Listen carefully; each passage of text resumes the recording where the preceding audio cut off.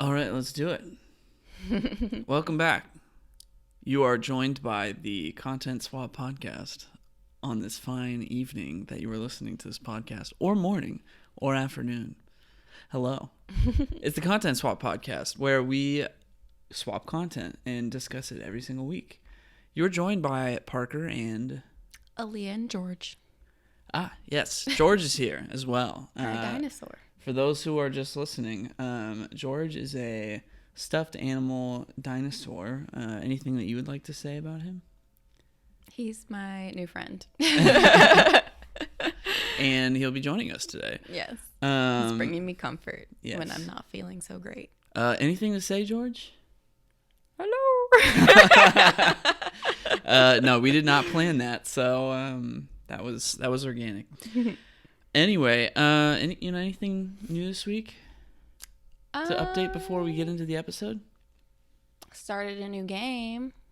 Yeah, that's and what game really is that? fun. It's called Seasons.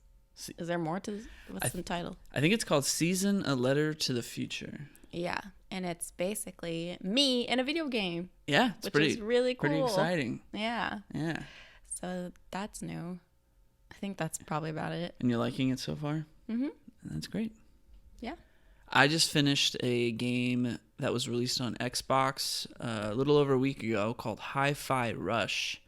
It was a very quick, like 10-hour game, kind of action platformer type of game. But it's also a rhythm game, so there's like a beat of music that is constantly happening, and you're like trying to, do your attacks to the beat of the music. It's pretty interesting, pretty novel, and it kind of just shadow drop released one day, and I just finished it. It was a good time. Nice. Yeah. So yeah, I guess that's all that's like new. Yeah. We are doing this. Oh wait, Happy Black History Month. Oh, yeah. That's super important. Right on. Yeah. Happy Black History Month. Yes. I have not had a chance to tell you this yet, but my work, there's somebody's taken it upon themselves to send like a detailed biography of important Black figures in history every day. That's awesome. Yeah, forward send them it to the whole office. It's great. Can you forward them to me? Is that like I think confidential? it's an internal document. I could just show it to you. It is, they're taking it from that person's like website. They're taking submissions. If I knew of anybody that I was like, hey, you should really highlight this person this month. They're accepting that. So nice. Yeah. That's really cool. Yeah, I wanted to show it to you the other day because I was like, wow, I'm learning so much. Yeah. The first one was Ibram X. Kendi. Oh my gosh. Yeah. He wrote, if you would finish How to Be Anti-Racist. Okay. Please don't call me out on the podcast. I have started it. I have not finished it. But it is a very great read, and everybody should read it. Yeah, he's fantastic. And you should read it more than I currently have as of right now, as of recording. But I do intend on finishing it. Yes. There's also children's versions, young adult versions, so gift it to family members. Yes. Calling me out. Sorry, it was my immediate response. Anyway, so yeah, that's going on. Any other updates? No. Now reading a bunch of like romance novels. Nice. Well, I don't know. They're not doing it for me, so my plan was to read a bunch of romance novels this month. I might end up switching that and just reading things that I want to. But we'll see. But the one I'm reading now seems pretty cool. Okay. Yeah, if you like the one that you're reading right now, then that bodes well. Yeah, it's an LGBTQ, and I love LGBTQ romance books. Cool. They're so cute. Huh. I don't think I've ever read an LGBTQ oh my romance gosh, book. really? Yeah. Maybe I'll assign you one for Pride Month. Oh, okay, yeah, sure. I'm open to that. Yeah, I love them. They're so cute. Nice. We are recording this. It is currently 7:51 p.m. and our bedtime is like 10. Yeah. So I feel like we're low energy. we're going to be a little low energy. It's been a long day so far, but we are here to talk about two completely different movies. And we're going to start with what you assigned me. Yeah. Should we just go ahead and get right into it then? Yeah. All right. So you assigned me a movie from 2001 called Crossroads. This movie was not streaming anywhere. We couldn't even rent it on Amazon. So, Which was shocking. I was like, "What happened? Where is this?" some movies just are like that. They just disappear. They just disappear, or maybe the studio or the distributor, I guess, just doesn't have it available anywhere, like at that point in time. I remember at one point in like 2014, Christopher Nolan's Memento was not available anywhere, and I thought that was crazy. I was like, well, I guess I'll never be able to watch that movie ever again. But it's available in places now. I always feel like when that happens, then it's like they're hiding something, like, you remember that Jeremy Renner neo-Nazi movie? Yeah. Like, I'm like, there's a reason why that's not available anywhere. Well, that was my thoughts on the Super Mario Brothers movie, the live action one from the 80s. Mm-hmm. Like, Nintendo they don't want you to watch that. Exactly. Like, I so feel like you have to buy the DVD. I feel like when you can't find it, it's like someone doesn't want they don't want you to find There's it. There's something in this that does not hold up, and they don't want you to see. Exactly. Well, this was one of those movies. I can't say that there was anything that they didn't really want us to see. Yeah. It was just, it's a Britney Spears movie from 2001, and it was her film debut. Yeah, and the only film she was in. Oh, really? Mm-hmm. Oh, did not know that. She didn't do too bad on the acting, I think. Well, I thought she did a great job. Yeah, we'll get into that in a second. But yes, we did buy the DVD. It cost me $15 on Amazon, and it came with a whole bunch of special features. And you best believe that we watched them after we watched the movie. Yeah, there was karaoke. Yeah, a sing with Kim, Kim. Who I don't know who Kim is. Probably thinking Britney. Of Kim Kardashian. Yeah, it was like a sing along with Britney thing. Yeah. And that was fun. No lyric, or it was only the lyrics, but the vocal track was taken out, and we did not know the tone of the different lyrics. I know. We were just goofing around. Yeah. It was fun though. That was and I love fun. that song. So what's this movie about? All right. Hopefully I can summarize this quickly. So the movie focuses on these three girls, and it opens up with this sequence where they are all burying their dreams in a box when they're very young, and they said they're going to be best friends forever, and then at midnight of their high school graduation, they're going to open that box together. Now fast forward to actual high school graduation. Britney Spears, I don't know their names in the movie. I didn't write down any of their names, so I'm just gonna. It does not matter. Britney plays Lucy. Okay, well, I'm gonna be referring to her as Britney, which is why I'm saying it does not matter. So it's the three girls are played by Britney Spears, Zoe Saldana, and Taryn Manning. Mm-hmm. So. I'm going to be referring to them as Britney, Zoe, and Taryn. So Britney's valedictorian, and Zoe is really popular and also kind of mean. And Britney's, she kind of is. Yeah.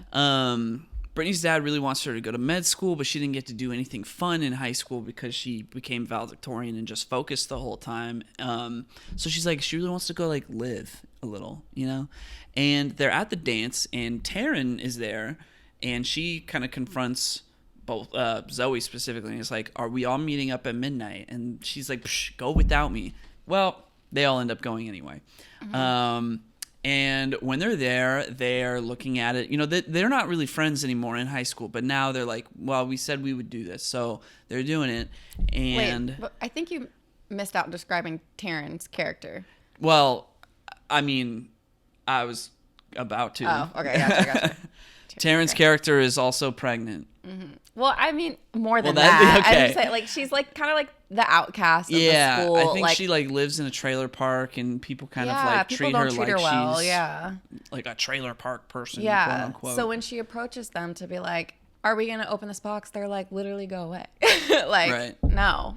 But then they were like, yeah, we're going to do it anyway. And I kind of like missed the part where, you know, it clicked in their heads that they were going to make this choice to go, but they just ended up doing it. And well, it wasn't because I didn't discover that Taryn was pregnant until this part. So that's where my note was. Okay. But also, Zoe's character is engaged to this guy, Dylan, who's at UCLA. I'm guessing he was a year ahead of her, so he's already been there. But when he came back during Christmas break, during her senior year, he proposed to her, so they are engaged. And Taryn is pregnant. And Brittany has mom issues. Her mom walked out on her and her dad when she was 3. So... their dreams just so happen to kind of coincide with their current situations. When they open this box at midnight, they find out, or they're reminded of what their dreams were.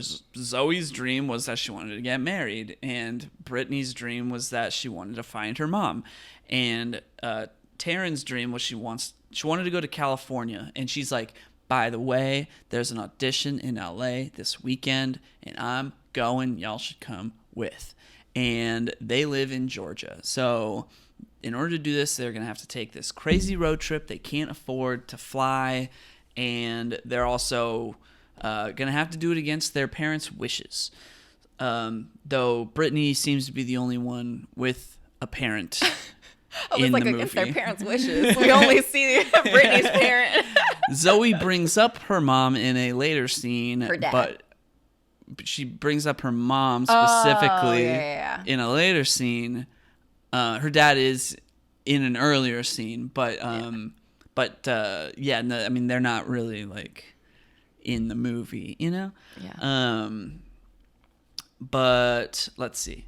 So yeah, they basically like they all decide to go on this road trip, and they're all going for their own reasons because, you know, Zoe is like, I'm engaged to Dylan, but I haven't seen Dylan since Christmas. He missed my graduation. I need to see him. And he's being like, every time I'm talking to him, you know, I have to go see him. And he's being sus. He's being sus.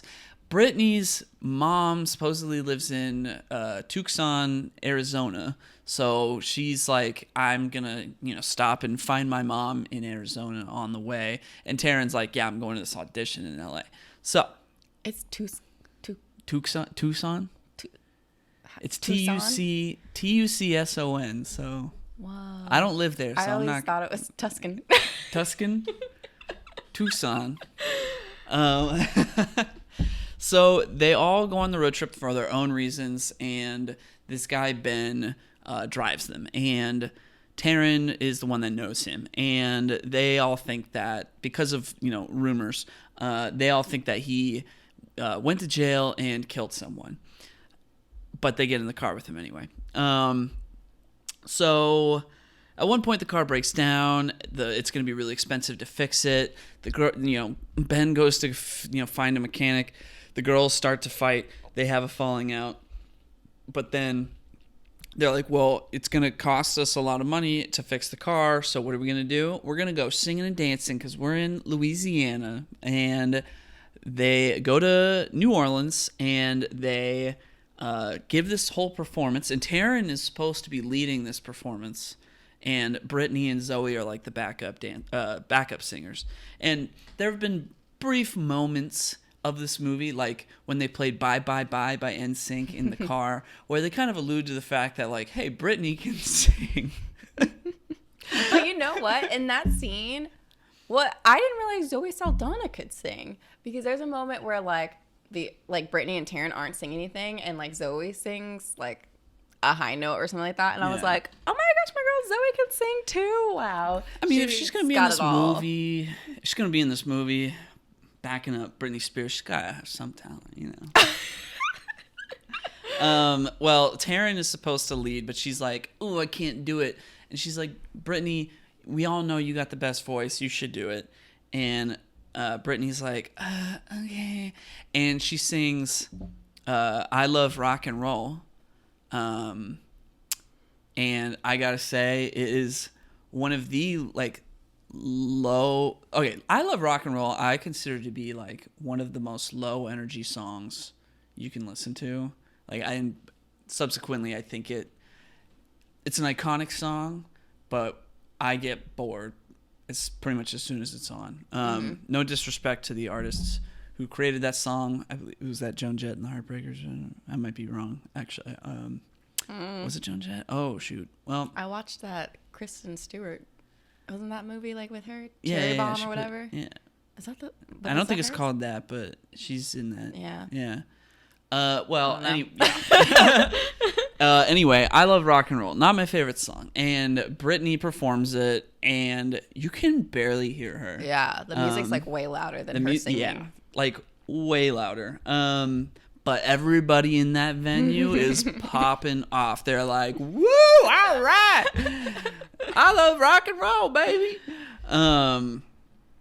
And they make a whole bunch of money from it, and it's going to cover the costs of the car. It's going to cover the cost of the rest of the trip, and they get to stay at a nicer hotel than what they were staying at before. Now, after that, the three girls bond, and they share their trauma with each other. So, Brittany's just talking more about how her mom left, and, she has to go see her mom. Zoe's talking about how she went to quote-unquote fat camp growing up every summer because her mom made her be, she had to be skinny. But then when she did get to be skinnier, her mom then resented her even more for being prettier than her.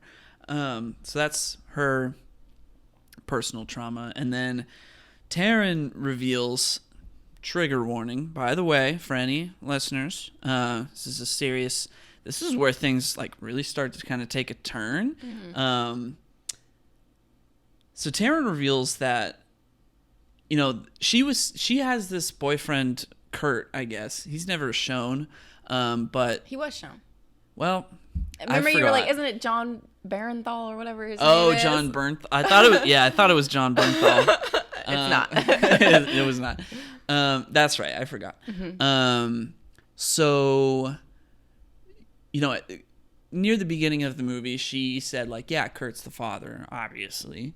Well, in this scene where they're all sharing their trauma with each other, she reveals that, she doesn't like to drink because the one time that she drank, which was during Christmas, she was mad at Kurt and she drank a little bit, and this guy who seemed really nice offered to take her home, and he inevitably ended up being the one who got her pregnant.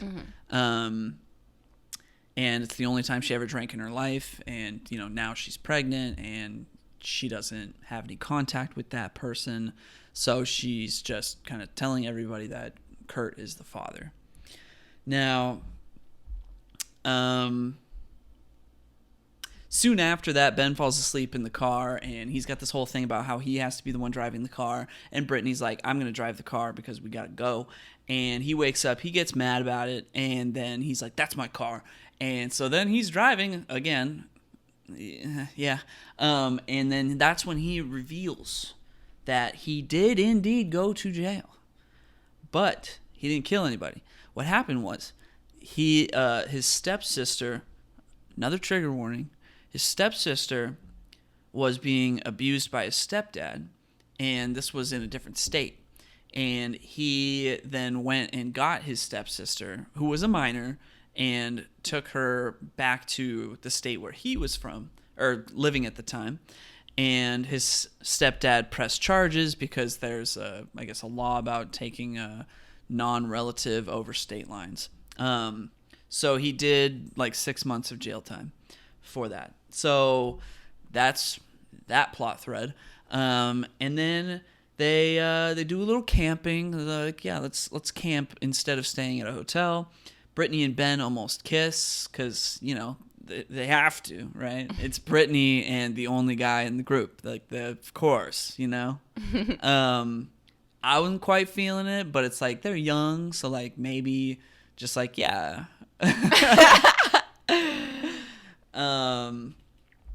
So anyway, Brittany they get to Arizona. Brittany finds her mom, and her mom has this whole other family. And basically, her mom just tells her, like, she was a mistake.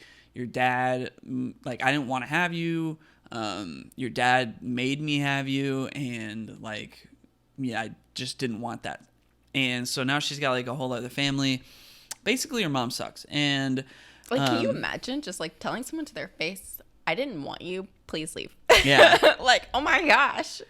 Yeah. Like, maybe that was the situation back then, but, like, can they not be in your life now? Right. You know? Like, right. what? Right.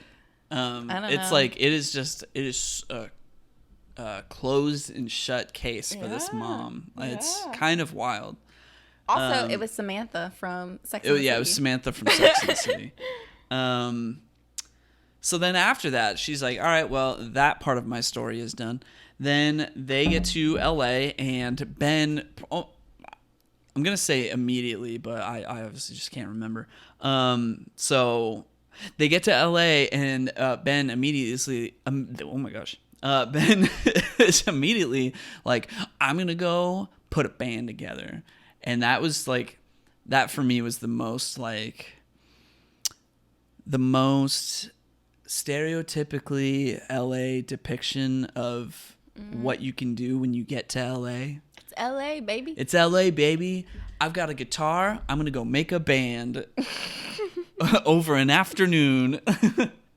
I mean, but now you see, I talk all the time about how, like, young me, like, growing up in the South, like, LA was like, I want to go to LA. Like, that's the city I want to live in. I want to go to the beach every day. I'm going to learn how to surf. I'm going to do all these things. It's because of movies like this where you're like, LA's so cool. It's like every shot in LA is on Hollywood Boulevard or, like, next to the beach. Yeah. In this movie. So. Yeah. And I wanted that life. So, let's see. From here, Zoe's like, I gotta go find Dylan. Taryn, you're gonna come with me. And so they're at their, like, hotel that they're staying at by now. So Zoe and Taryn leave to go find Dylan, and then Brittany and Ben, they then get to follow up on that incomplete kiss from the camping scene, and a little bit more gets to happen as well. And then from there, this is where it gets really wild. Okay. Strap in. Buckle up. Because I was just like, this movie took a turn. Mm-hmm. So, and also potential trigger warning. All right. They find Dylan. And Dylan is like, oh, hey, Zoe, like, what's up? And she's like, I'm here, like, you know, don't you want to spend time with me? And he's like, well, I'm kind of preoccupied. I got my buddy here, and he's going through a tough time, so I'm, like, consoling him. And then in the background, you hear, like, who is it, babe? Or something like that. Like, do you need money for the pizza? Yeah. And she's like, yeah, your friend sounds really distraught.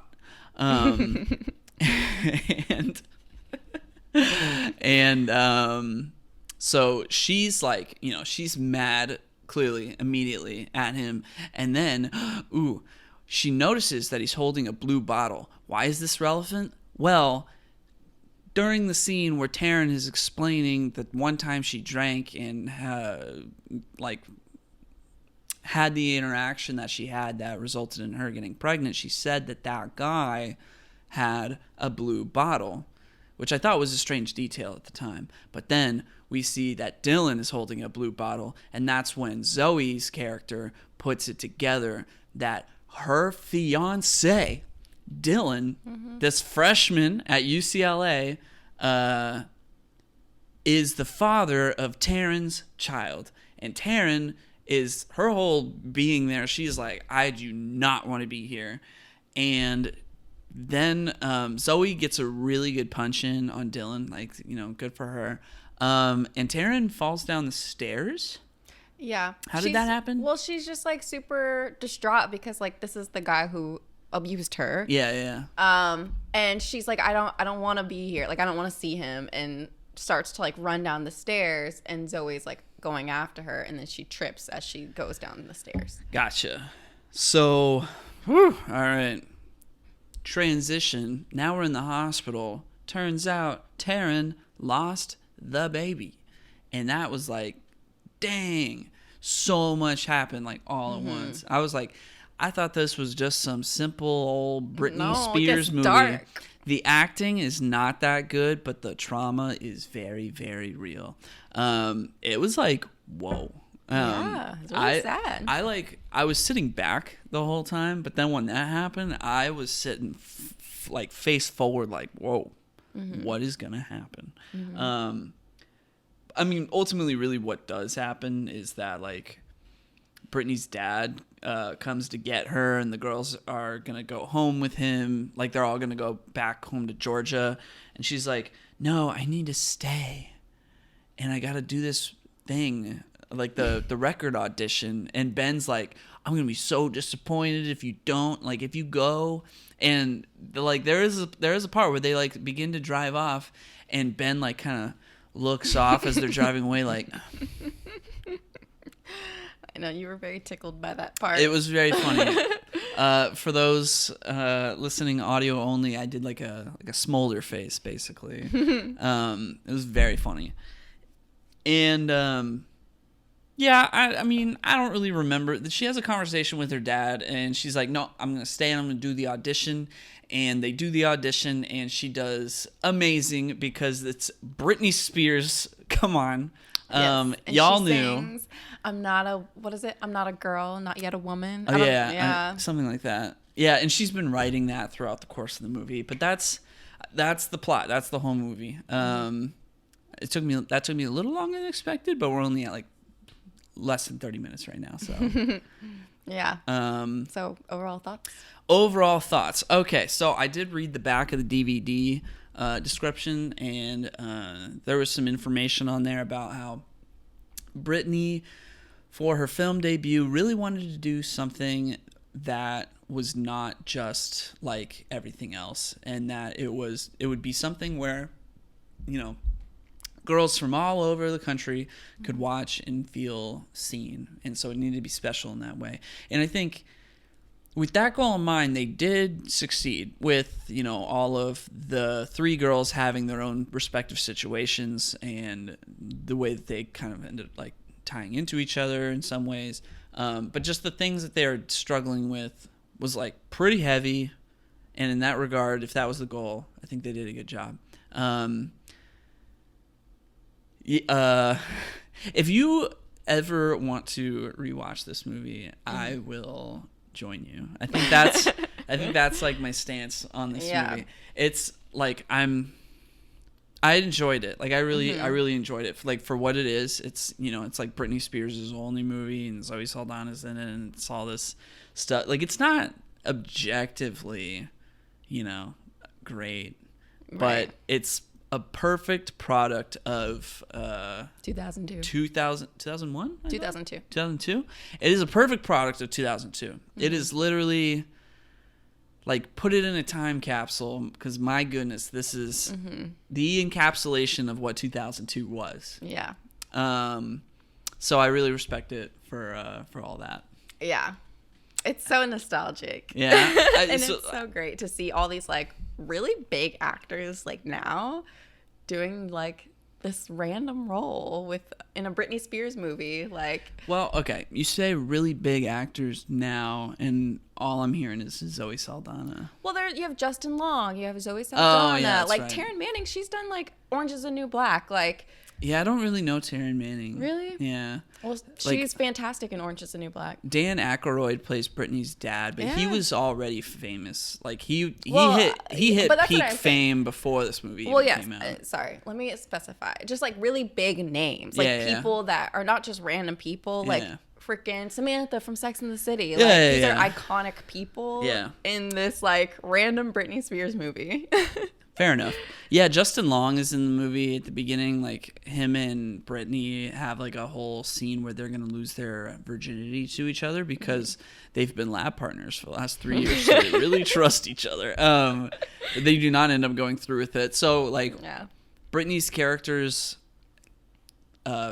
virginity in a sense is like kind of part of her character journey, because she ends up losing that with Ben later in the movie.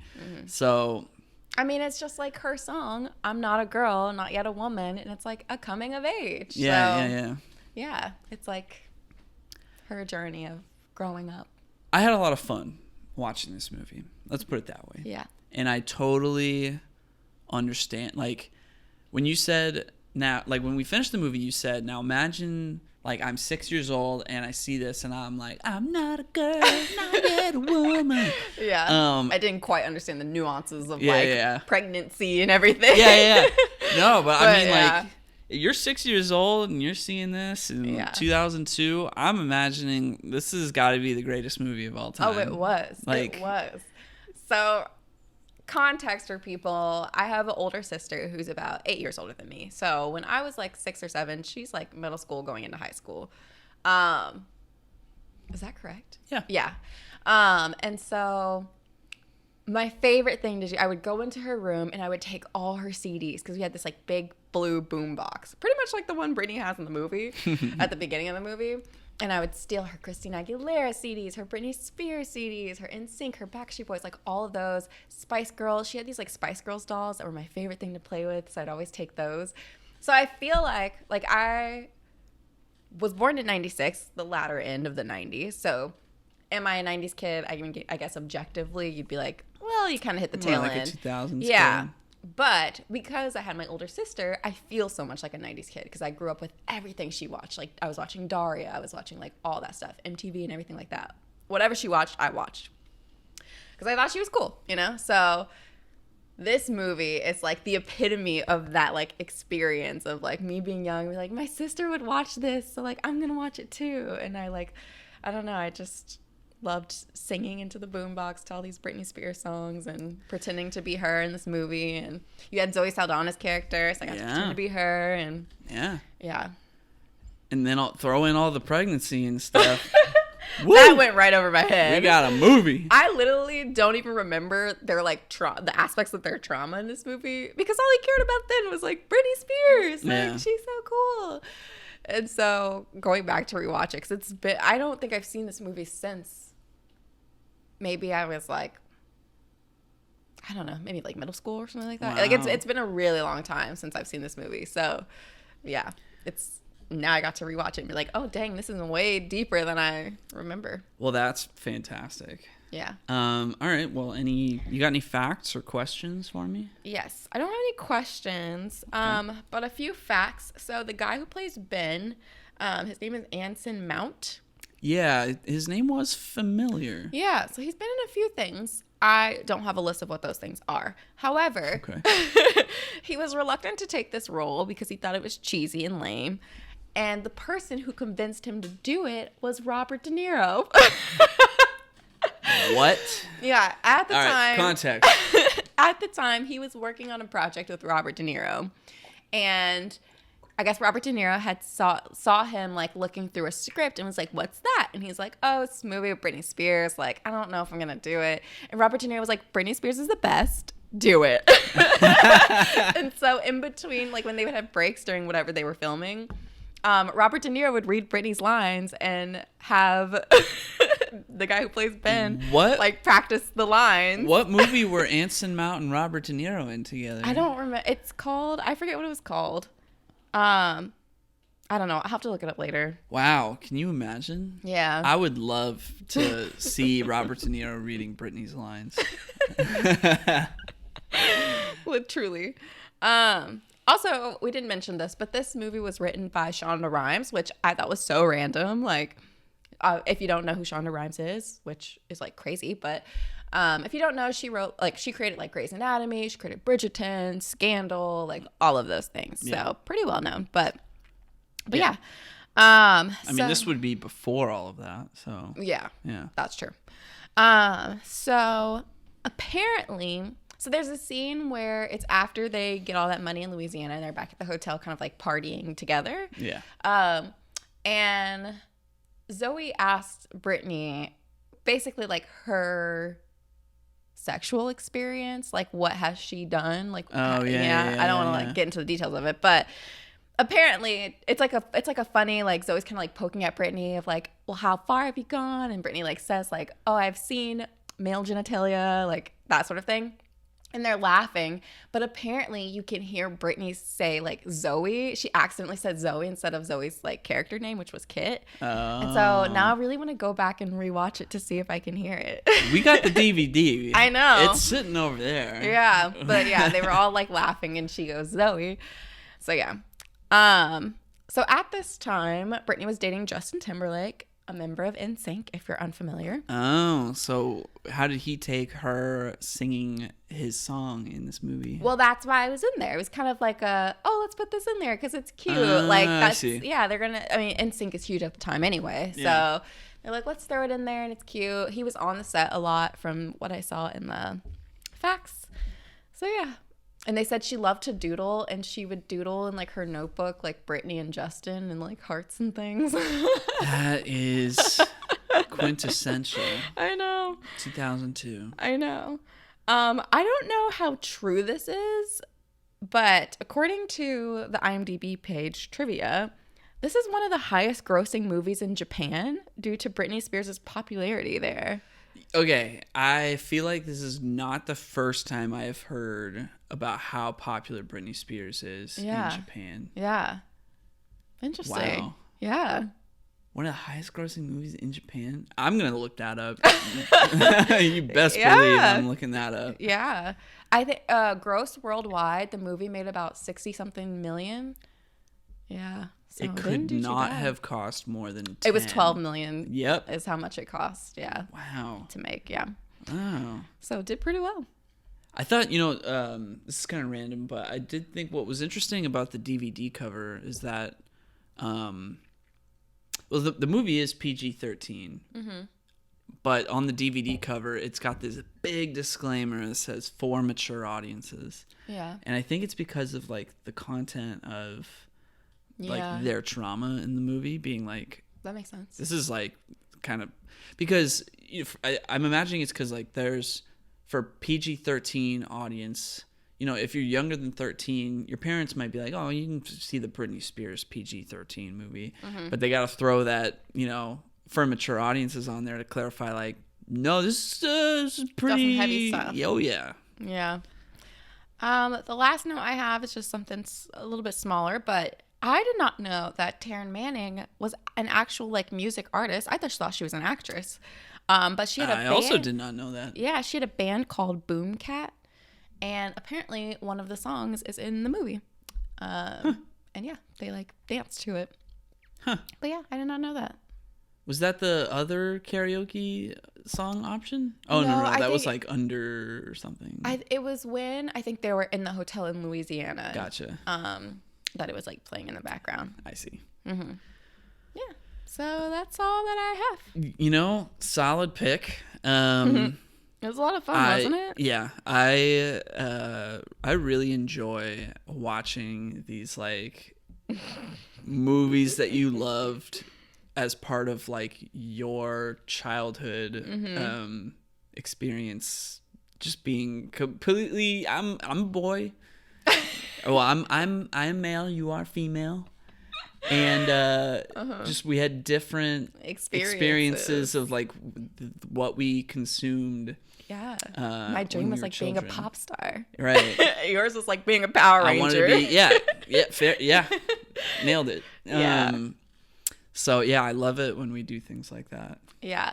And honestly, revisiting some of these is like, it sparked I feel like I was in a rut of like thinking of like, I have my list of content for you, but I was like, I feel like not a lot of these are like from my childhood. I was like, what are the childhood movies I enjoyed? And so like watching this made me think of a bunch more of like, oh, he's never seen this, he's never seen that. And like, I don't know, it's nice I needed that kind of like creative thing of like what to assign. I've got some things on my list of things to assign you that are like, oh, I have not seen this since I was a kid, and I had like the VHS tape, and I've seen it tons and tons and tons of times. So I can't wait to dive into some of those. Yeah, there's some exciting ones I want to give to you as well. Yeah. All right, anything else? No. I got exactly what I wanted out of this movie. That's what I'll say. I'm glad. I'm honestly so glad you were like excited to watch it. Like your reaction of like, I can't wait to sit down and watch this. Okay, I don't know if I said that. You did. It wasn't on last week's episode that I said that, or no? I mean, like when we got the DVD, you're like, I'm excited for this. Oh yeah, like, no, yeah. I mean, I was excited. Yeah. I'm like, this is. I mean, yeah, it was exciting. You know, you look at the cover of it, and you're like, I know exactly what this is. Yeah. It's gonna be a ton of fun to talk about. Yeah. Because it's gonna be silly. Mm-hmm. and I got more than I bargained for with all of this trauma that these characters had. I was like, whoa, this has got everything. Mm-hmm. Yeah. It is quite the spectacle. Yep. Yeah. All right. All right. Let's move on. Moving along to the next one. What do we So got? I was assigned Blade Runner. When did it come out? 1982. Wow. Can you believe that? Yeah, it looks pretty good for a movie in the 80s. It looks incredible for 1982. I thought it was in the 90s that it came out. I think Escape from New York came out like right around then. And when you compare the visual effects between the two of them, it is like Blade Runner blows it out of the water. Yeah. When was the first Star Wars? When did that come out? 1977. Okay. Got you. Yeah. So how do I want to start this? So basically, to give a little background information. In this time period, so Blade Runner. Blade Runner is set, the whole movie set in 2019. But before they kind of get into the actual storyline of what's going on in LA in 2019, they give a little background information about these robots that were created that are very human-like, so they look like people, and they're called replicants. And basically, these replicants were created as slave labor essentially. And these robots, they only last for, well, before I get into that, so they were created for slave labor. I'm sorry, my words are not coming out right. It's okay. The robots, the replicants, revolted. And so they ended up creating this team called Blade Runners, which are like these police units, essentially. They're not police, but they're similar to police. They're basically robot police. They're like SWAT team. They're replicant police. Yeah. And Blade Runners were hired to kill these robots. And it's what they call it retiring. And so, yeah, so the robots were declared illegal because, they've like revolted. I think an important detail here is that they were created for slave labor to colonize like space. Oh, I missed that. Yeah, so like they were meant to be sent off world to, colonize the far reaches of space and, other planets and et cetera, et cetera. Mm-hmm. And while they were doing that, that's when some of them revolted, and that's when they were declared illegal on Earth. Got you. So they're still, existing out in space. Exactly, but there's not supposed to be any replicants on Earth, and that's what the Blade Runners are for, to find any replicants and quote unquote retire them. Got you. Okay, I missed that part. Yeah. So another detail about these replicants, they are not supposed to have human emotions. They just like function as humans, but they don't have emotions. However, the creators of the replicants was like, I mean, they can develop their own emotions, and that's what they're doing. Is they're like evolving and developing their own emotional responses to things. However, it's like unpredictable. It's not as predictable as humans, and so as a fail-safe, they created these replicants so that they only exist for 4 years and then they die. Yeah. And so that brings us to what the story is about. So basically, we learn that there are 6 replicants that are maneuvering in LA and up to some mess. And essentially, these replicants are trying to infiltrate the Tyrell company because there's a scientist there, I guess, who created. He's the one who Tyrell created them. Yeah. Yeah. They came from space and like murdered 23 people. Yeah. Yeah. So they're now here on Earth in LA trying to infiltrate the Tyrell company so they can get to Tyrell because they want their life extended, so that they can basically be human participants in the world. That's a good way of putting it. Yeah. And so this brings us to Harrison Ford. Harrison Ford is basically kind of like a retired Blade Runner that they call in. The Tyrell company calls in and is like, we have these replicants. We need you to find them and retire them because they're wreaking havoc and we don't want that. And so that's essentially what he set out to do. And Harrison Ford's character's name is Deckard. Yeah. Some people called him Deck, but most people called him Deckard. It's like one scene somebody calls him Deck and you wrote it down. I did. Because I was like, what's his name? And the dude was like, Deck. And I was like, got it. You and then always later, do this. I know. Because I always, whatever. They need to be consistent. You only write it down when it's somebody abbreviates version. their name. Like, I don't do it on purpose. It's Bob. Yeah. It's always the first time they say the name that I write it down. And then later everyone's calling them something else. And I'm like, oh. No, that's so funny. So yeah, so the whole I'm not going to get into the details of the plot because it's an extensive movie, but essentially it's like a detective movie. So Harrison Ford is going around trying to like follow these clues so that he can find the replicants. He comes across a few, kills them, and there's a woman who actually works for the Tyrell company, and Deckard learns that she's a replicant. However, like she's not someone like he's not hired to kill her because basically she's like an experiment where they've given her memories in hopes of kind of like controlling her emotional like responses. Like she develops emotions in a healthier or like safer way. Yeah. So that if they create more replicants, I guess they won't have to have that like fail safe. It's like really unclear, honestly, what the purpose of her is. Well, yeah. So she was created, and Tyrell put his niece's memories inside of her. And what's her name again? Rachel. So Rachel does not know that she is a replicant, and Deckard, he administers a Voight-Kampff test, which is basically are you a robot, or are you a replicant, or are you a human test. Yeah. And he figures out that she is a replicant. But yes, as you put it, there, yeah, she's been implanted with memories, and as a way of like, she experiences healthily developing her emotions. Yeah, she has emotional responses that like match with how like a typical human, I guess, would. Yeah. Versus these other replicants are born without emotion. Yeah, so their emotional responses are like weird. But they're like, but it doesn't make any sense. Well, it's like they're 3 years old or they're 2 years old. Yeah. They've only been alive for 2 years, but they are basically people. Yeah. So how do they? And if they have the capacity to feel emotion, but when they're created, they are not born with the knowledge of what to do with those emotions, then, what do they like? That, I mean, that makes sense why in the context of the story, why they were like, this 4-year fail-safe to make sure that they die after 4 years, because who knows how they'll end up reacting or becoming, developing emotionally. Yeah.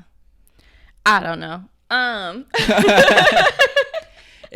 got a whole bunch of philosophical statements to get in later. Yeah. I mean, basically, at the end of the day, Deckard manages a lot of the replicants. So there was, like I said, there were 6 replicants who were like on this mission. Majority of them died in various ways, whether by like the hands of Deckard or someone else. However, at the end, there are basically 2 replicants left. There's Roy and there's Pris. Pris ends up dying. So that left Roy. And Roy was kind of like the leader of these replicants. He was a combat unit. Yeah. And basically, there's like a whole chase between Roy and Deckard. Deckard is about to like fall off a building. Roy saves him. And then they kind of have a conversation. which I like don't even really remember. But Notably, though, actually, they do not have a conversation. Doesn't he like say something to him? Deckard does not say anything in that scene. Okay. That was Roy talks to him. I found that in the trivia, which is why I'm saying it. Roy talks to him, yeah. Yeah, Roy talks to him, says what he has to say, and then dies because that was his 4 years. Yeah. I mean, he says something profound about like all of those moments that I've experienced despite being an android or a replicant. Like, you know, I've seen space, I've seen things that so many humans never see in their lifetime. And all of those amazing moments, he has this line that's like, all of those moments gone, like rain. I didn't write it down. But basically he's making a metaphor about how all those moments are just passing and they're gone like little drops of rain. Yeah. There you go. And then boom. Yeah, he dies. There you go. So my overall thoughts. I think that was a terrible synopsis of the plot. I'm honestly very sorry. It's a movie that, well, hold on, before I get into all that. So my overall thoughts. First, it was pretty unclear what the replicants were trying to accomplish the whole movie. Like, I asked you at some point, I was like, what are they doing? What are they here for? What are they wrecking havoc for? I had to tell you that they want to expand their lifespan. Yeah. But you were like, they really haven't said exactly what they were doing. I just know from like context. Yeah, this is one of those movies where you have to be paying attention. This was the first time I watched it with subtitles, so I feel like this is the first time I actually understood the movie. I had seen it twice before. As I said last week, I had kind of fallen asleep every single time I had tried to watch it, and I fell asleep, and then I just picked up, a day later. But I mean, even when we watched it, we watched first 45 minutes and then we went to sleep and then we finished it in the morning. So every time I've seen this movie, I've had to watch it in two parts. Yeah. Cause it's a thinker. It's really hard to put it all together. I think where I'm struggling is that if you strip everything away, it's a pretty simple plot. But it feels very overcomplicated for the sake of like, let's make this really like, I don't know, let's make it very philosophical is what it felt like. And I'm like, you really didn't need to overcomplicate it. And I feel like that overcomplication made me less interested because I'm like, I don't want to have to sit here and put the pieces together. And that's another note I had. It's like you're following a lot of different people simultaneously. And so I'm over here forgetting what the heck Harrison Ford is even up to because I'm like now trying to focus on like what this one replicant is doing, but they're doing something different from the other replicant who's completely somewhere else doing something. And then there's another, like there was a replicant who was like a snake lady and I still don't really know what her deal was. Like I don't know the reason behind her. She was one of the 6 replicants, and she had a snake, and that was it. Harrison Ford found her and retired her. Done. I don't know. It just felt like a bunch of stuff. I don't know, for the sake of stuff, I guess. Yeah, so what I've come to appreciate about this movie is that the setting is really interesting. It is full of detail, and it's very specific. Like, the set design is very intentional. Like, you can tell Ridley Scott, who directed this movie, who's known for directing things like Alien and other great works. Yeah. You could tell he was very meticulous with the details when you watch this movie. So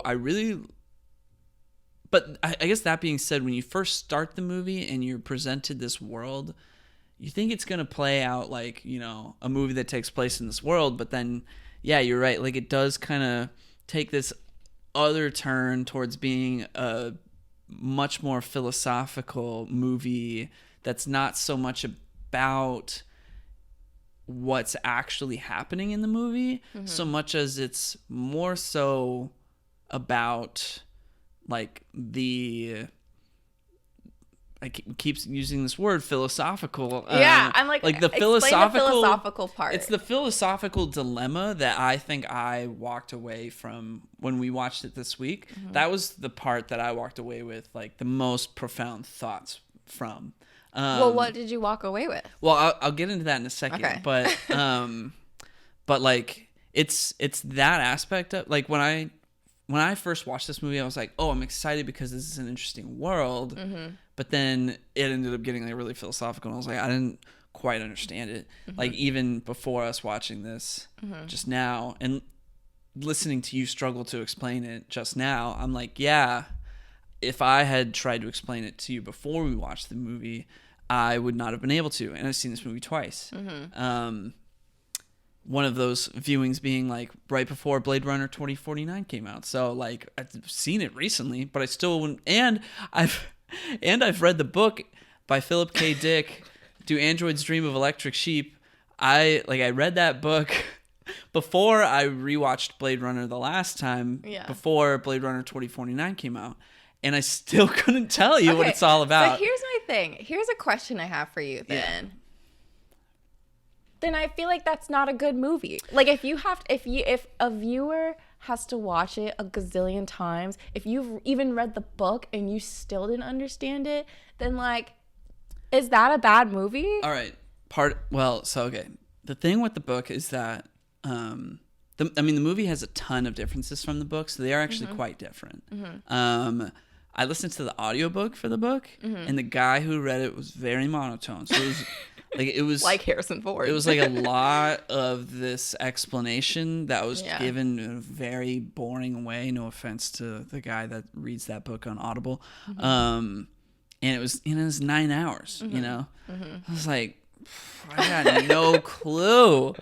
I know, I struggle with audiobooks in general. Like that's a book that you have to like go back and reread.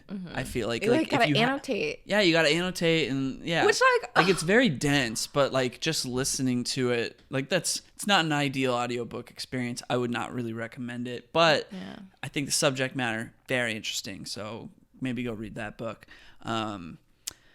This movie does diverge quite a bit from like the name of the characters are the same, but like in the book they're called androids, and like the way that things play out, like the actual like physical events of this movie, not really in the book. Anyway, I wrote out all of my philosophical feelings and thoughts from while we were watching this movie. So I wrote down. Let's see. I have not re-reviewed these yet, but I wrote down like these machines that look exactly like humans have feelings, and they're hard to distinguish from humans, and they want to live, but they can't. So they, confront their makers to try to live longer, and then their maker in this movie, Tyrell, tells them like it's impossible. So Roy Batty, the main replicant, kills him.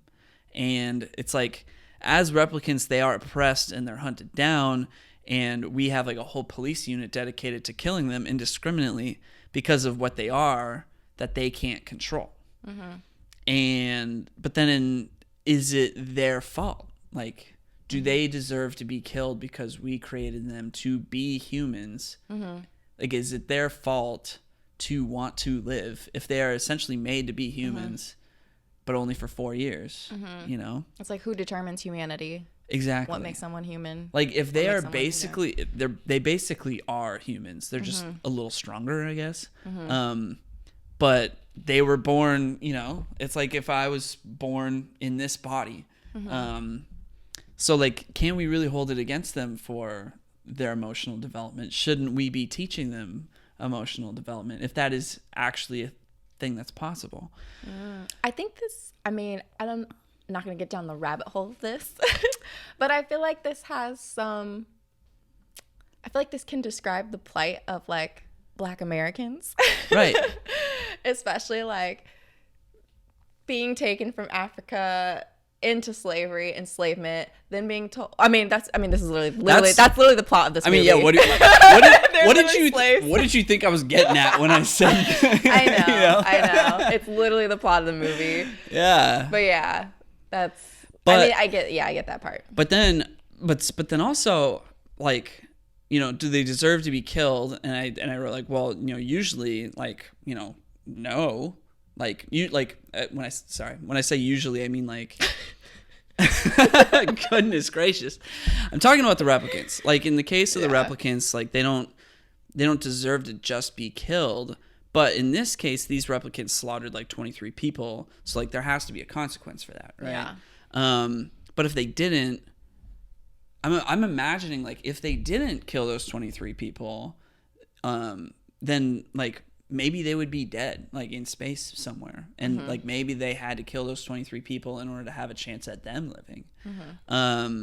So is it their fault for wanting to survive when we're the ones that program them to have emotions in such short lifespans, It's like we created these creatures, and, like, all living things have an innate mechanism, an evolutionary mechanism to try to survive. So can it really be held against the replicants for wanting to fight to survive and live longer? Those were all the thoughts that I was having. Yeah. And I also wrote down that there's this extra layer. Okay, no, wait. Like, Deckard, he does kill one of the replicants at one point, and he says, like, he gets the shakes when he kills them. He said that? I literally remember 0 lines from him. It's as if he didn't say anything. Well, like, as soon as he kills the one with the snake, he's, like, talking to Rachel, and he's, like, drinking, and he's like, I get the shakes.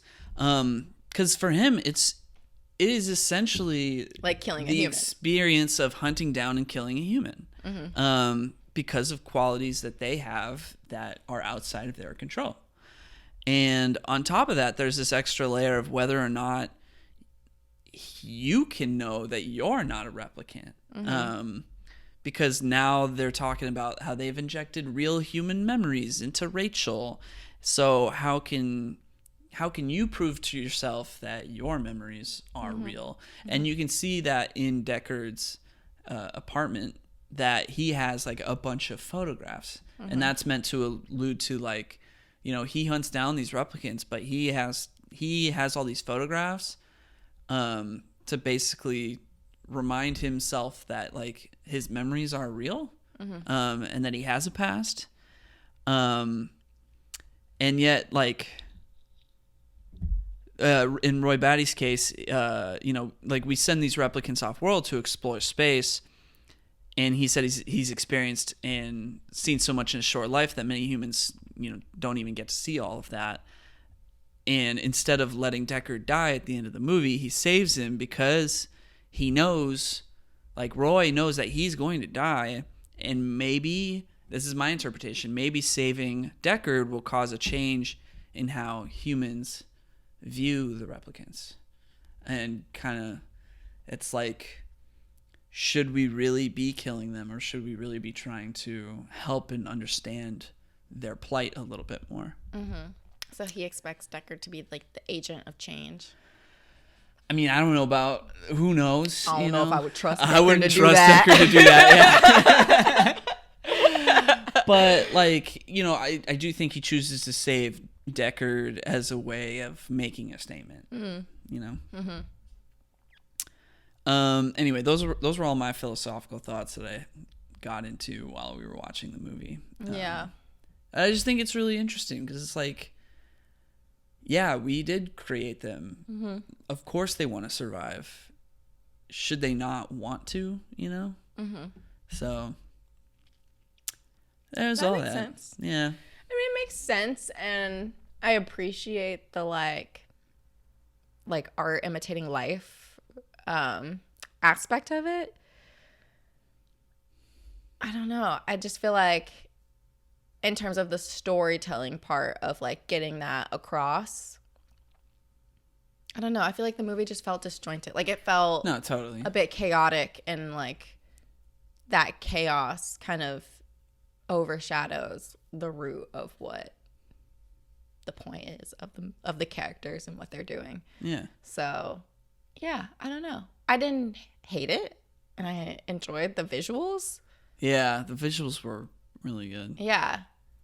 I just didn't love it. Yeah.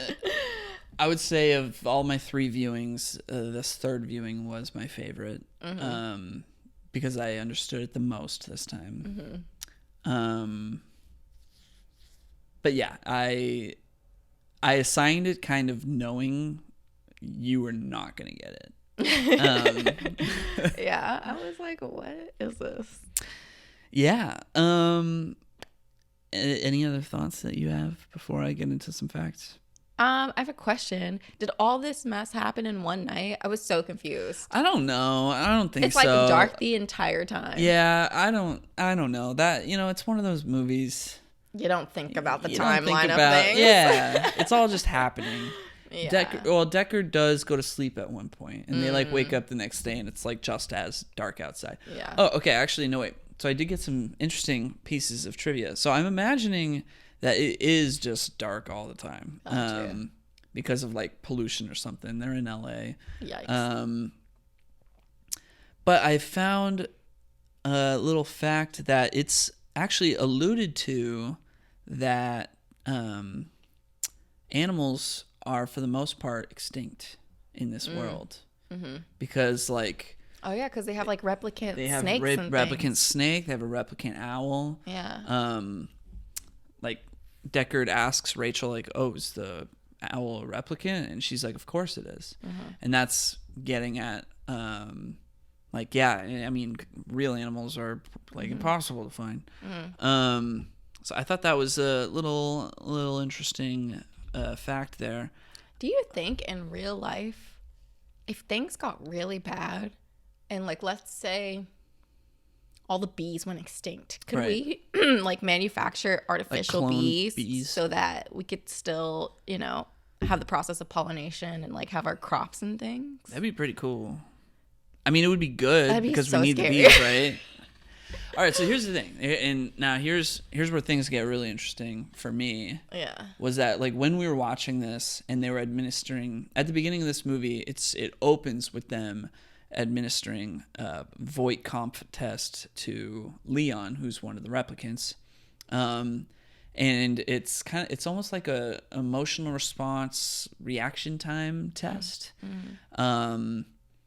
and immediately my head just went straight to like, we've got all this AI these days. How far off are we really from potentially being able to create something like this in like 100 years? I don't know. But it just reminded me of like, if we took, genetic engineering and like Chat GPT and just, put it all together. I don't know. I mean, what would be the incentive for doing that, though? No, I don't. I'm just. My point here is like, It's like it just felt science is so topical. advanced. Yeah, like science is Yeah. advancing so much that it just felt like a good time in history to reflect on the musings of Blade Runner. Yeah.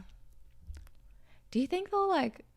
Would you imagine if they created like artificial people using AI for like romantic reasons? So like, oh wait, well, okay, wait. Have you seen Blade Runner 2049? No. Oh. Because that happens in that movie.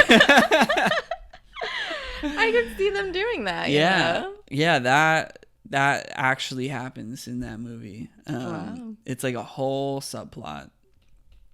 Interesting. It's not the focus of the movie, but there's like a whole subplot where it's like, oh, like they have AIs that look like people that are not actually people, that are made for emotional connection. Yeah. Scary. Yeah. Very scary. Yeah. Any other before I kind of let me just double check. some of my facts are gonna anything. I think be very validating for you. Go ahead. Well, apparently the production of this movie was a mess. I wouldn't it was imagine very chaotic. Yeah. So this was Ridley Scott's first time filming a movie in the U.S. He is from the U.K. And there's just like totally, because of like labor laws, he had to have an American crew instead of an English crew. And like in the U.S., I guess like it was not a normal thing for the director to like get behind the camera, and he kept wanting to do that and be really meticulous with the details. And like people, the crew was just like not really vibing with it. And it got to the point where they were like running out of money because they were like setting things back by like weeks and weeks over the course of filming, because he kept wanting to get things perfect. And the at one point the actors were going to go on strike by the end of shooting, but they did not end up going on strike. But they were going to go on strike because they started to like extremely rush this production schedule just so that they could finish the movie and not lose a bunch of money. So eventually the producers of the movie actually did like take over creative control from Ridley Scott. And so that's why in the theatrical cut of this movie, it ends with this like Harrison Ford and Deckard and Rachel are like driving in a car during the day, mind you, during the day in a car like through the wilderness. And Harrison Ford gives this like awful narration where he's like, he just like explains basically like it's just him explaining the end of the movie, like, you know, here's everything that happened, and I didn't know how much longer we had together, but that's what we had, and we were happy with it, or something like that. And it's bad. Like I watched it on YouTube, and I was like, it's not good. So that was put in there because of the producers.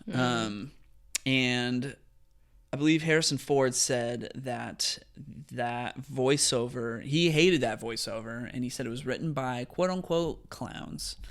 And Ridley Scott did get to release a director's cut, and then after, he still didn't quite feel like the director's cut had like nailed the vision of what he was going for, and that's when he released the final cut in 2007. So that's the one that we watched. And there are like some little changes like to the coloring of some of the shots, and I think the whole sequence where the snake lady's getting shot, they refilmed that, but for the most part, like it's really just like the ending is different. And so the ending that we got was kind of this like, Roy's now dead, and Deckard goes to get Rachel, and they're now leaving. And Deckard finds a little origami unicorn. Oh my gosh. I'm sorry. Goodness. My apologies.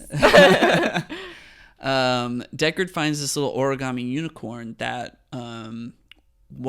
his partner Gaff, I think, who is also a Blade Runner, he like is folding these little origami figures throughout the movie, and the unicorn, I read, is meant to represent that because like Harrison Deckard does have a daydream about a unicorn earlier in the movie, and so Gaff, having left a unicorn at Deckard's apartment, is a subtle way of saying like Gaff was there. He probably could have killed Rachel, probably was ordered to, but he didn't. And also, he knows about the unicorn that Deckard had a daydream of, so maybe that indicates that Deckard is a replicant.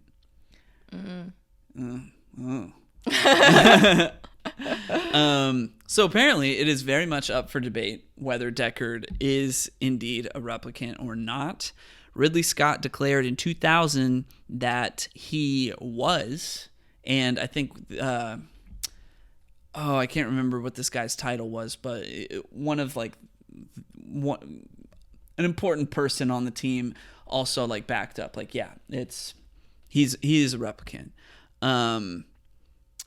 But Harrison Ford was like, no, we definitely agreed that he was not a replicant. So I don't know where you're getting that from. And Rutger Hauer, the guy that played Roy Batty, was like, I also don't agree with the notion that Deckard was a replicant, because I like how at the end it's like a man versus a machine, you know? But it's not... It's sparked this whole debate over whether or not he actually is a replicant. There's no definitive answer. I mean, if Ridley Scott, the creator, is saying, or the creator in the sense that he directed the movie, is saying that his creator's intent was that he was, then, you know, is that the definitive yes? But in the novel, Deckard's character was specifically a human. But then in this, the director is saying maybe he's not, or the director is saying he's not, but then the actor's like, well, we definitely said he wasn't. So it's just kind of like a weird thing. And so, I checked for Blade Runner 2049, did they, confirm whether or not he was a replicant? And in his case, if he was a replicant, he'd be like a special replicant with memories, like Rachel, who also does not have an expiration date of 4 years. And yeah, they don't answer it either. It says Denis Villeneuve, the director of Blade Runner 2049, his whole thing was that, like, yeah, Deckard is unsure, as are we, of what his identity is.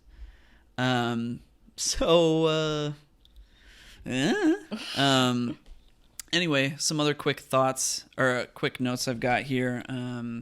Ridley Scott says that this is his favorite movie of his, and this movie did not do well at the box office because it came out the same time as a little movie called E.T.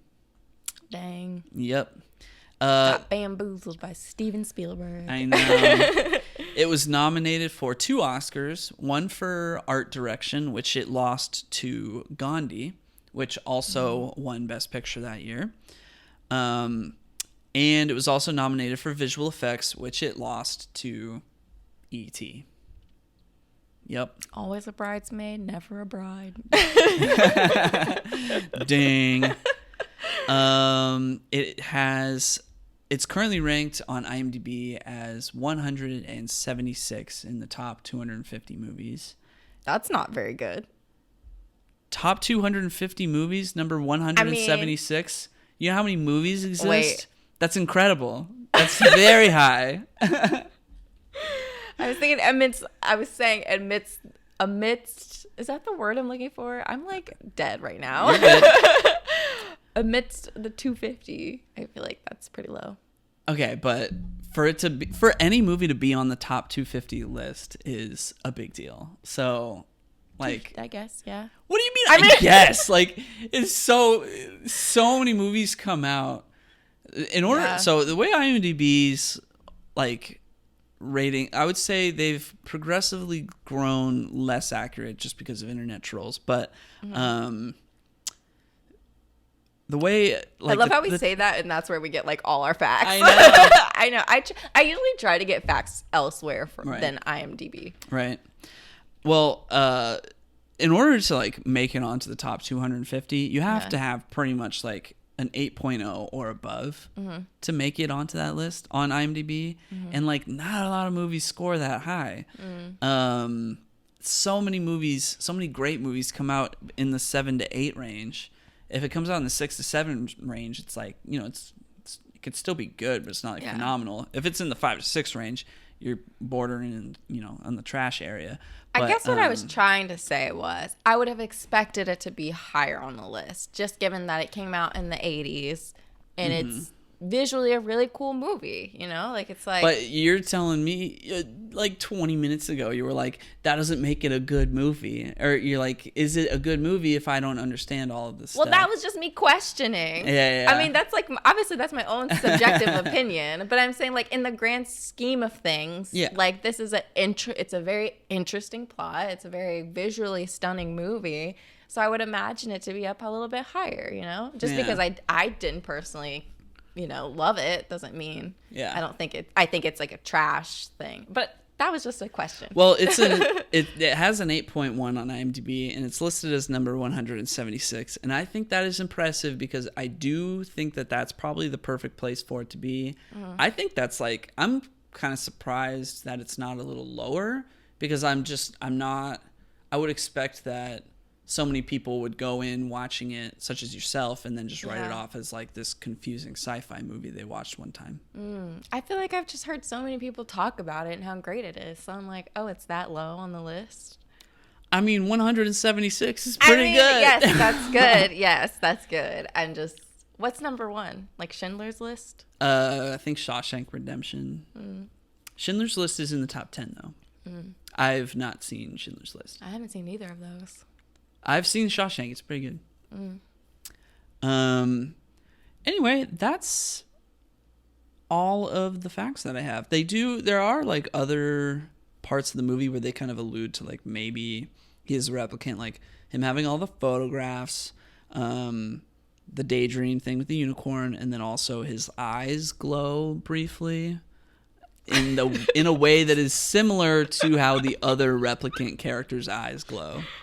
Sorry. Yeah. It's just funny. There's a whole bunch of facts on this movie. There were too many facts on this movie. I believe it. It was hard to kind of sift through and find stuff that I thought was like interesting enough to talk about on the podcast.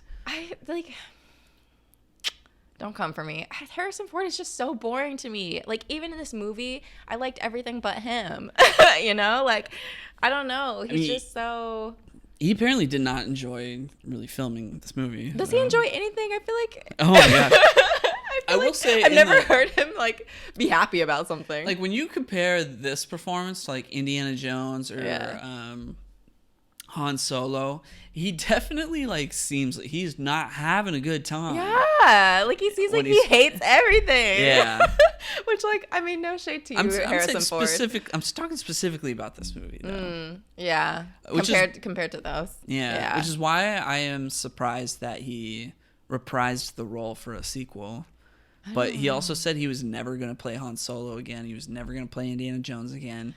And, you know, what's his deal? He ended up replaying all three of these characters. So I want to sit down with him. I don't know. I just find him to be so... He's like a grumpy man. Yeah. I'm not going to lie. When I was a kid... Harrison Ford was the man. Really? Yeah, I thought Harrison Ford was like the coolest. I did not get it. I never, not once have I looked at Harrison Ford and been like, oh my God. And I feel like, he always has these romances in movies. And I'm like, who would want that? Like, kind of like the way, not like who would want him, but like the way that he treats the women that he has these romances with. I'm like, am I supposed to feel something for this? Like, the way he treats Rachel in this, like, there's a moment where he, like, won't let her leave. Like, he, like, blocks the door and is like, tell me you love me, like, da-da-da. And I'm like, what is this toxic mess? Oh, yeah, that was... Yeah, and him and Leia, I'm like, that didn't seem very fun. the part where him and Rachel,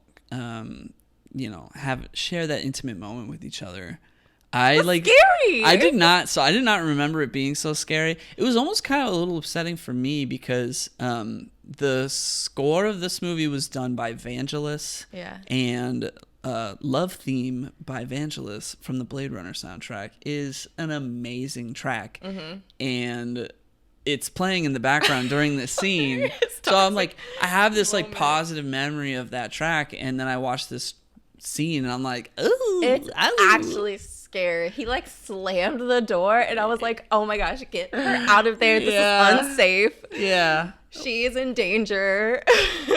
Well, oh my gosh. The reason that I thought to assign this movie was because about a week ago I listened to the entirety of Hideo Kojima's podcast. Hideo Kojima Presents Brain Structure on Spotify.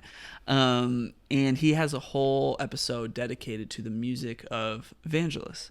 And because his podcast is on Spotify, he can play music from Spotify. His podcast is like a Spotify exclusive, so he is allowed to play music directly from Spotify on his podcast. So he'll play like the full, 4 or 5 Vangelis songs that he picked out. And he was talking about how much he loved the love theme from Blade Runner. And I was like, oh, that's right. This is a great track. I do love this track. Like, it's on some of my playlists. And I was like, yeah, all right, Blade Runner. Like, that would be a great pick for the podcast. And then, yeah, to see the scene where the song actually plays and for it to be so like, oh, no. Yeah. Yeah, that was a little disappointing. Oh. Track still slaps, though. All right, that's everything I have on this movie. Cool. All right, let's get into our assignment. All right, so for next week, what you want to tell the people what our plan is? Yes, we're going to do Valentine's Day picks because Valentine's Day is coming up. Yep. So this will be posted, let's see, next week. Next it'll Sunday's be like the 12th. Yeah, it'll be the 12th. So, like the week that podcast is up, following the release of that podcast, Valentine's Day is going to happen. So, yeah. Right now we are assigning Valentine's related movies. I will say mine is not so much a romance movie. That's okay. But there is a romance in it. There is a relationship in it. Okay. Is it going to be toxic? Well, maybe a couple of parts. Yeah, that's okay. So I'll just go ahead and sign in. Go for it. I am giving you True Lies. Stars. So this show? Nope. It is a movie. Oh. It is directed by James Cameron. Stars Arnold Schwarzenegger and Jamie Lee Curtis. Interesting. Yeah. Not at all what I was expecting. And it is good. Alrighty. I think you'll enjoy it. Okay. I debated whether I wanted to give you a solely Valentine's Day pick or if I wanted to since it is also Black History Month, if I want to give you maybe a romance with an all-black cast. I think I'm going to separate. I think for the rest of the month, I'm going to assign you movies that have all-black casts. So I'm just going to focus on Valentine's Day specific. Okay. And give you Valentine's Day. Oh, snap. I was like, what better movie than one that's literally labeled Valentine's Day? Is that the one where Taylor Lautner and Taylor Swift have a scene? Yeah. Yeah. Okay. I don't think I've seen it. There's a small chance I have seen it. Really? But I couldn't tell you anything. Is that the one with Emma Roberts in it? Mm-hmm. Okay, I've at least started the movie. I've seen the first 20 minutes maybe. Okay. We'll just watch it. Yeah. All right. I don't remember what happens in it, but yeah, that's fine. Yeah. All right, next week we got True Lies and Valentine's Day. Yeah. For our Valentine's Day themed episode. Maybe we'll label it Heart Swap. Maybe. Valentine's Swap. Oh my gosh, this reminds me, when I was in high school, every Valentine's Day we would let my friend pick a movie for us to go see in the theaters, and it was always the worst cheesy rom-com. I think Valentine's Day was one of them. Mm-hmm. When did Valentine's Day come out? That might have been middle school. It was 2010, 2011. Okay. 2010, I think. Yeah. So, yeah. And I just I remember I was always why do we do this? Because I hated the movies every time. Granted, Valentine's Day is kind of fun. So, we will see. But yeah, I don't know why this our swap makes me think of that. Yeah. All right. Well, next week, True Lies and Valentine's Day. Yep. That'll be fun. Yep. We'll be more awake next time. Yeah. Feeling better. Well, we'll try. It is now 9:15. Yeah. All right. See you then. All right, bye.